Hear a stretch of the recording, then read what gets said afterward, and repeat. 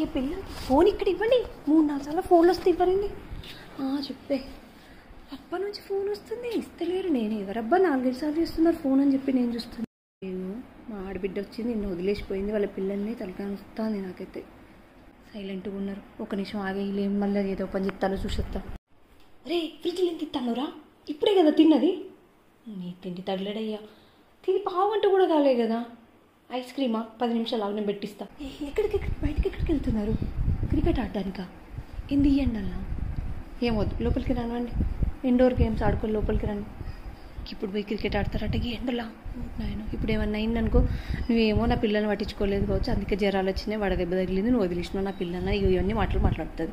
దానికి మా అత్త వంత పాడుతుంది. మా ఆడబిడ్డ ఎందుకో ఫోన్ చేస్తుంది, మాట్లాడి మళ్ళీ చేస్తే ఆగవే ఒక నిమిషం. అంటే వర్క్ ఫ్రమ్ హోమ్ పెట్టుకుంటుందేమో, వాళ్ళని అందరినీ నా పిల్లల్ని కూడా కలిపి పంపించే రోజు రెస్ట్ తీసుకుందామని నేను అనుకుంటే చూసినావా చాలా బాగుంది. నాకు వర్క్ ఫ్రమ్ హోమ్ ఇవ్వలేదు, వాళ్ళని అక్కడే పెట్టుకో అనేది అని అంటుంది. నీకు ఏమి ఇబ్బంది అయితే లేదు కదా వదిన ఆట. మళ్ళీ చేసేటి అన్నీ చేసి ఎల్లుండి వరకు బట్టలు ఇట్లా అన్నీ జాగ్రత్తగా పెట్టు, ఏం మిస్ చేయకట. పెట్టింది 2 జతలు, అవి కూడా జాగ్రత్తగా పెట్టు అట. మాత్రం ఒక్క పూట కొత్తే 4 డ్రెస్సులు తెచ్చుకో. సరే అయితే మళ్ళీ రాత్రి భోజనానికి వంట చేయాలి, మళ్ళీ కూరగాయలు తెచ్చుకొని మళ్ళీ వంట స్టార్ట్ చేయాలి. ఉంటాం మరి.